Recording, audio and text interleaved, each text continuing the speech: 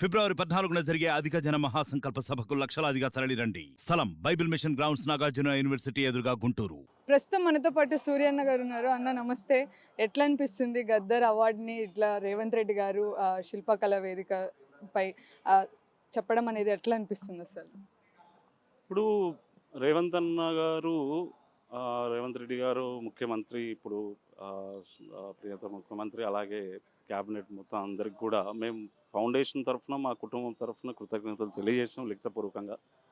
ఇక్కడ ముఖ్యంగా తెలుసుకోవాల్సింది ఏంటంటే ప్రజలందరికీ కూడా ఈ ఫౌండేషన్, గద్దర్ ఫౌండేషన్కి ప్రేరేపణ, దానికి ఒక ఆలోచన తీసుకొచ్చింది 5 వ్యక్తులండి.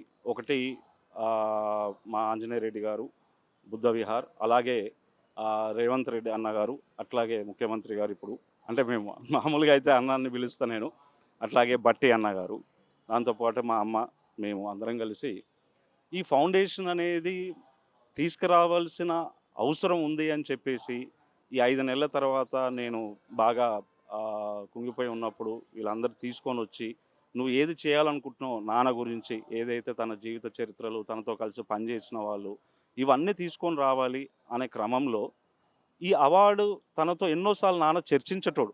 బట్టి అన్నతో, అట్లాగే రేవంత్ అన్నతో చాలా సంవత్సరాల నుంచి వాళ్ళు వచ్చేవాళ్ళు, కలిసి మాట్లాడేవాళ్ళు.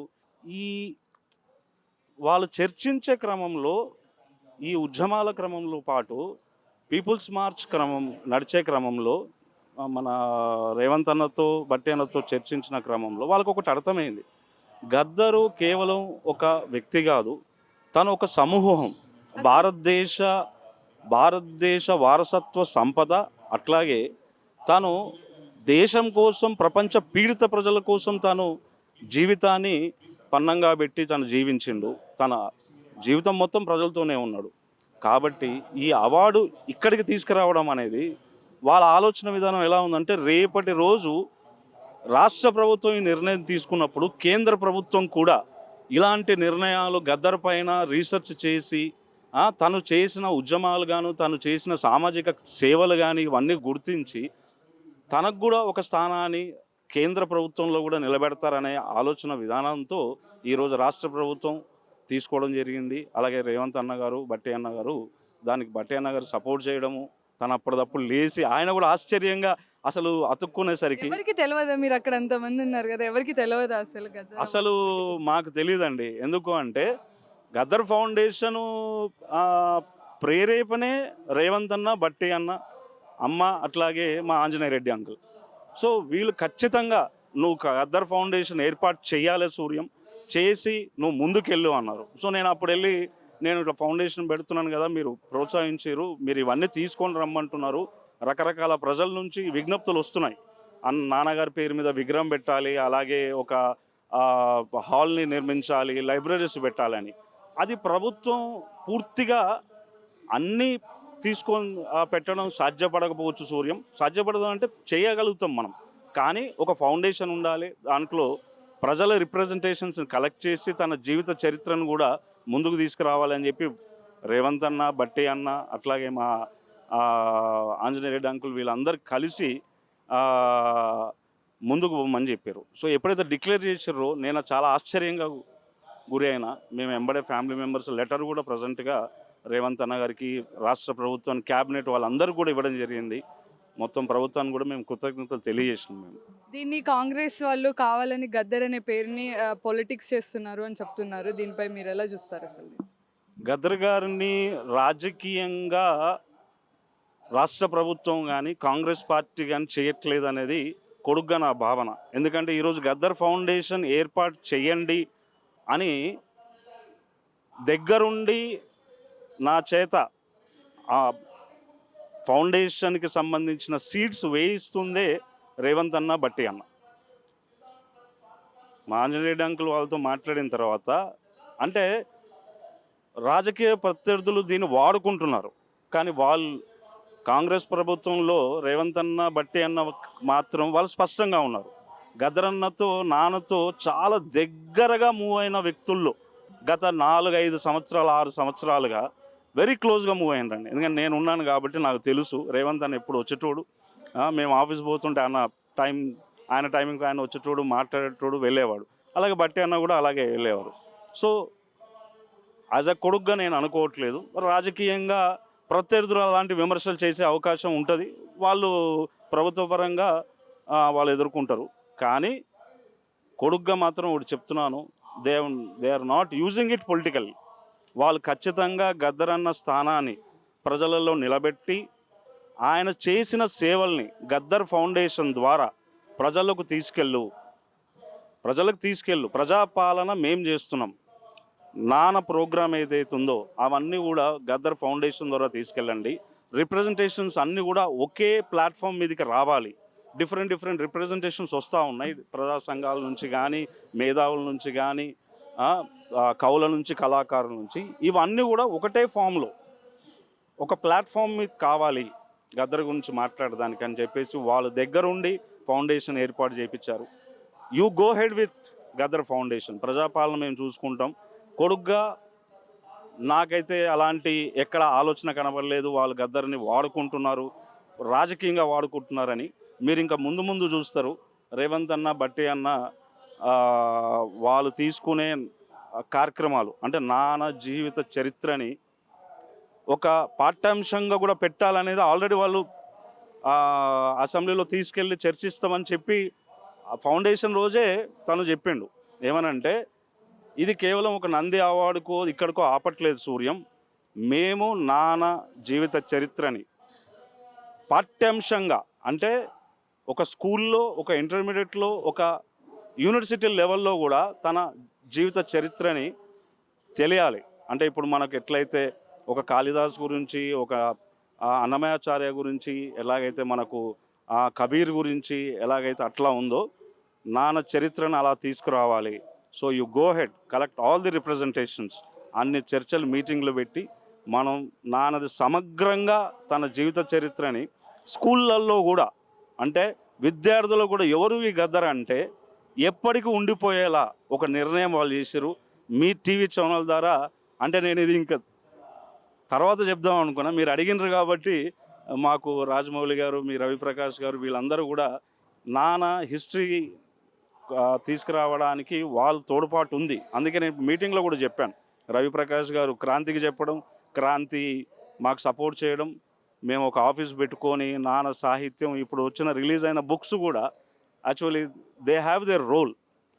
సో అట్లాగే చాలామంది కూడా వాళ్ళ దగ్గర ఉన్న వీడియోస్, ఫొటోస్ అన్నీ తెచ్చిస్తామన్నారు. నేను అలా నాకు తెచ్చి ఇవ్వకండి, ఒక మీటింగ్ పెడతాం సోమాజిగూడ ప్రెస్ క్లబ్లో కానీ, ఉస్మాన్ యూనివర్సిటీలో కానీ ఎక్కడైనా మీటింగ్ పెడతాను గద్దర్ ఫౌండేషన్ ద్వారా.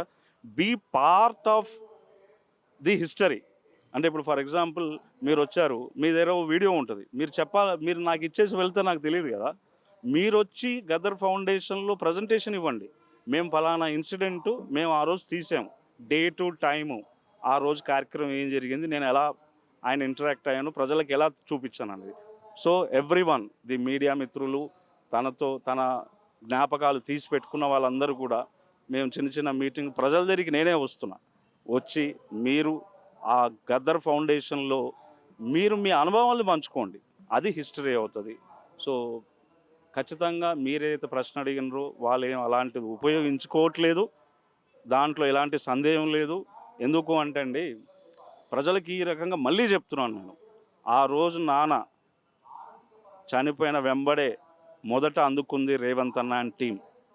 నేను I'm only the single man.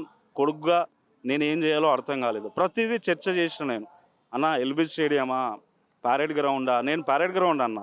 Suryam అది మిలిటరీకి సంబంధించింది, ఢిల్లీ నుంచి రావాలి, టైం పడుతుంది. నిజాం కాలేజ్ అది చిన్నగా అయిపోతుంది, Suryam LB stadium తీసుకుపోదామని.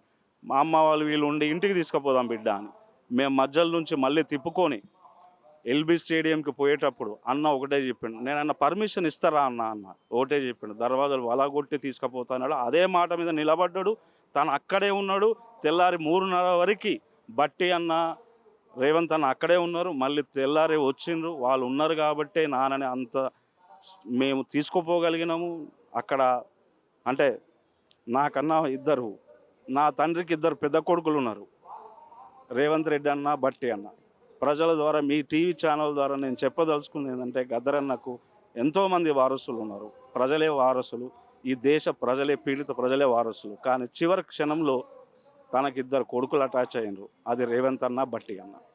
So Congress party ఏం తనని వాడుకోవట్లేదు, తన పేరును వాడుకోవట్లేదు. వాళ్ళు అక్కడ ఉండి నేను చూశాను, రేవంత్ అన్న బట్టి అన్న నాన్నని అక్కడ లోపల పెడుతున్నప్పుడు తనలో దుఃఖం, తనలో బాధ, నా తండ్రిని బోడగొట్టుకున్నా అనే అంత దాంట్లో ఉన్నారు.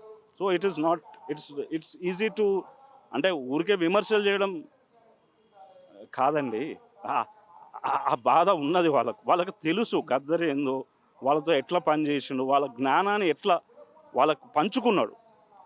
Experience sharing itself is a knowledge today. So అట్లా పంచుకున్నాడు.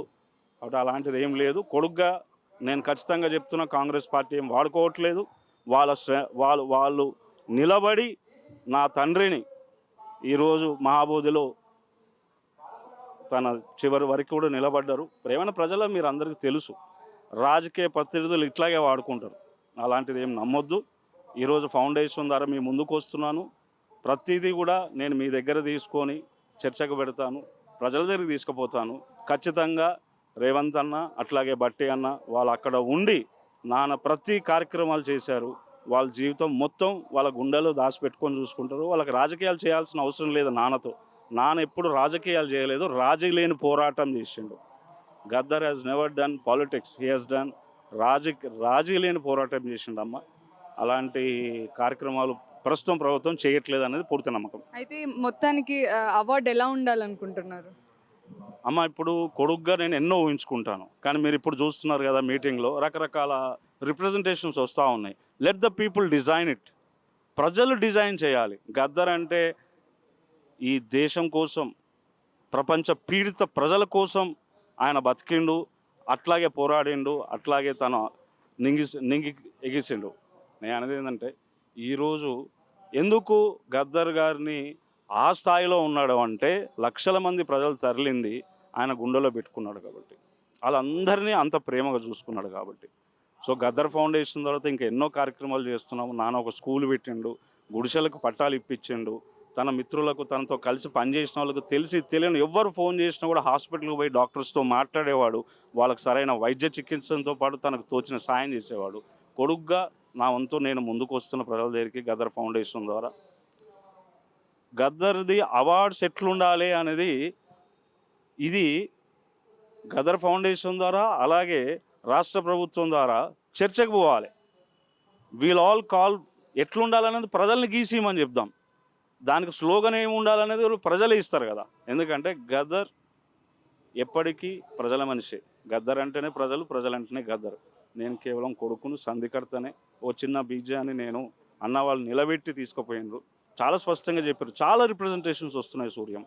సో ఇన్ డిఫరెంట్ విండోస్గా వస్తున్నాయి. You will all collect it, present it, దాన్ని క్రోడీకరించి అన్నీ ఒక చోటుకు చేర్చి దాని మీద చర్చ చేసి ఒకటి తర్వాత ఒకటి మనం చేద్దామన్నారు. Thank you very much. మొత్తానికి గద్దర్ అవార్డ్స్ని ప్రకటించడం అనేది చాలా ఆనందంగా ఉంది. కాంగ్రెస్ ప్రభుత్వం గద్దర్ని వాడుకోవట్లేదు, ఎలాంటి పొలిటికల్గా కూడా వాడుకోవట్లేదు అని ఈ సూర్యం గారు చెప్తున్నారు. కెమెరామెన్ సుదర్శన్తో దివ్య, RTV హైదరాబాద్. మరిన్ని వీడియోస్ కోసం ఛానల్ ని సబ్స్క్రైబ్ చేయండి, లేటెస్ట్ అప్డేట్స్ కోసం వాట్సాప్ ఛానల్ ని ఫాలో చేయండి, అండ్ లింక్ డిస్క్రిప్షన్ లో ఉంది.